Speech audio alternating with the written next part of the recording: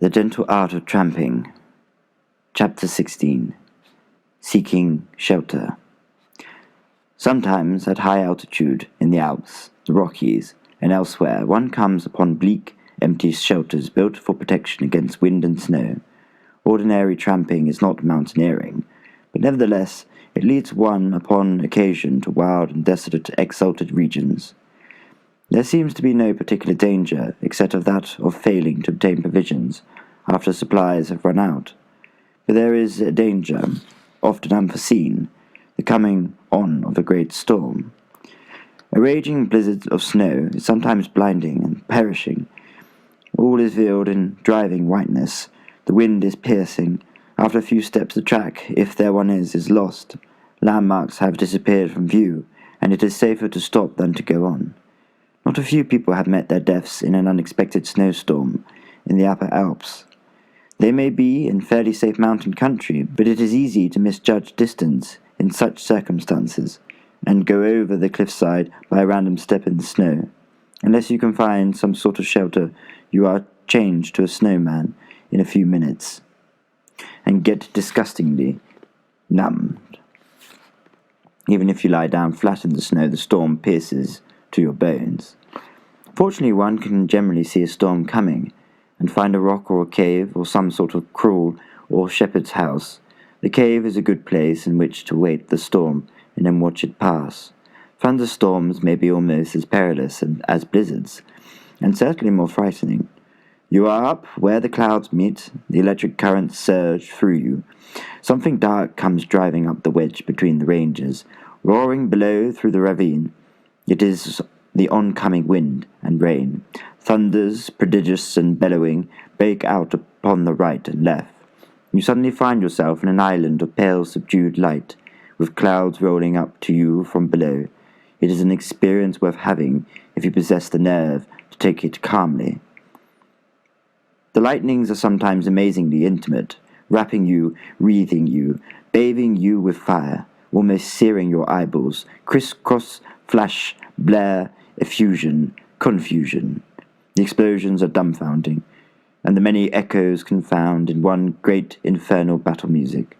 There is an oncoming enemy who always threatens, and never seems quite to arrive, or you are in the midst of the melee, with torrents battling across and across you. You get soaked, the knapsack gets soaked, the boots get soaked, the rock under you becomes a water channel, the cliffs on all sides discharge water against you, to say nothing of what is raging out of the sky. Once more, it is better to watch it from a cave. There is an enormous advantage of keeping relatively dry. In a great storm, a certain amount of rain is bound to blow into your cave, but there is the advantage of feeling safer, whether one is or not. The lightnings do not play quite so much about your eyes.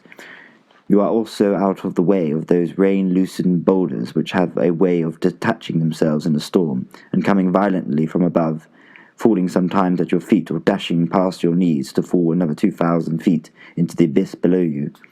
In the cave, a falling rock is merely a feature of interest, whilst you watch the grand spectacle of a thunderstorm in the mountains. If the storm lasts too long, one can generally glean a coffee pot full of water, light a fire at the mouth of the cave, and make some coffee or tea. In like manner, one can take shelter from mountain gales which sometimes spring up with hurricane force and make perilous the passage of some knife-edged track. It is not wise to brave the elements where one false step risks your life. Such gales commonly die down before sunset, and the succeeding calm can be waited with patience. These are heroic occasions, but there are others less heroic, which bid us seek shelter.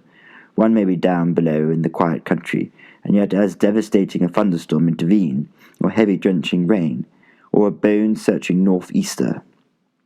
But down below it is easy to find refuge.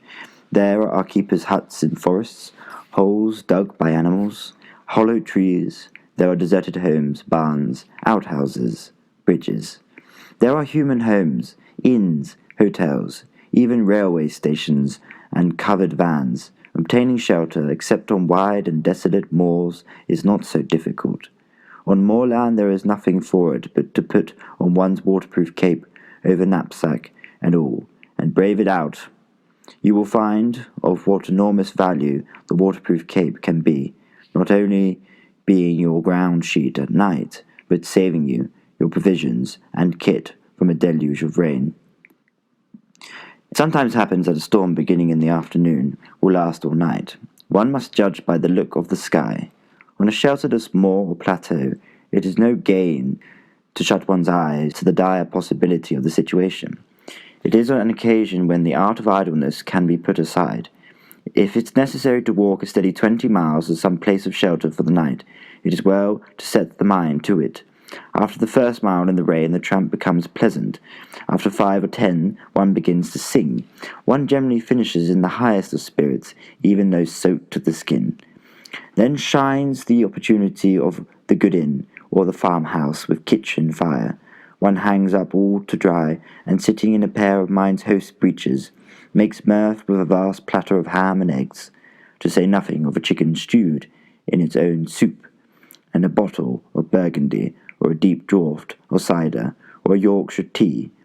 After that, one burrows deep into the unfamiliar softness of a feather bed, and listens to the rain still pouring on the just and the unjust outside. It may happen, however, that this idyllic denouement is not realized. You make no house in 20 miles. You are fain at last to get into a stone baker's hut, or a wet cave, or a deserted cabin. You come to a house with only 3 rafters left of its ruined roof, and you snuggle somehow into one dry corner, possibly making a fire in a convenient place of bits of flooring and old newspapers. By this you dry off a little, boil your pot, and make the best of a wet world. After all, one's not likely to take cold or feel any ill effect. The open air gives strength and health to resist cold and damp. The body goes hot as you lie in the draught of the ruin. It finds its own heat and will dry your shirt for you as you lie there in the cold and the dark. You find, however, that it is more cold in the ruined or empty house than it is in the open. The less ruined the house, the more cold. In some places you come upon many empty houses. The owners are far away. The houses are locked, the windows shut. There is nothing inside. Every room gapes at you from its dreary window. It is always easy to get inside. Owners leave some door or window free. You get in onto the kitchen sink, into the dreary kitchen, open its further door, and come to the silent parlour, climb the stairs, half fearing to meet a ghost, and come upon those weird bedchambers where no one sleeps. It takes some nerve to settle down there for the night. The wind whistles in the keyholes, creeps with a knife edge under the door, searching your cold toes. You lie and quake, fearing you do not know what, the house imps, the sprites of dead children, the opening of the door in front of you, and the coming in of some ghostly aged grandma holding a candle in one hand. Not a danger, but one feels one would scream. One would rend the roof of the house with a great yell of horror. I have slept in such places, but do not recall them with gladness. The best plan is to open the front or the back door and lie down to sleep on the threshold, looking out upon the free, spacious, rain-drenched, open-air world. Or the tramp may seem to have better luck. He comes into the water-washed twilight, into view of some lamp-lighted window, and makes for it, as a ship for a harbour, any port in a storm. It is common to buoy oneself up with the usual hopes about that window and the home behind it. The tired man thinks of a happy, cosy home, joy and welcome, warmth and hospitality. But too often the light proves to be a will-o'-the-wisp. The house may be a home, but you are not wanted there. The man of the house will tell you of a place 5 miles on where you can stay. He will tell you of a hearsay inn, and you must trudge on till you see another light. On such occasions the weary wanderer may feel bitter. He feels hurt. He feels he had a right to be taken indoors. But he does not think of his wild looks, his forbidding aspect, his drenched and perhaps holy breeches. It is getting late. The man in the desolate house is simply afraid to take him in, fears he may be robbed in the night, or worse. In these inhospitable days, it is better to use little stealth. Put one's foot in the door, so to speak, get a hot supper, win a few kind looks from the lady, talk of bed later. It takes half an hour or so to introduce oneself for a bed.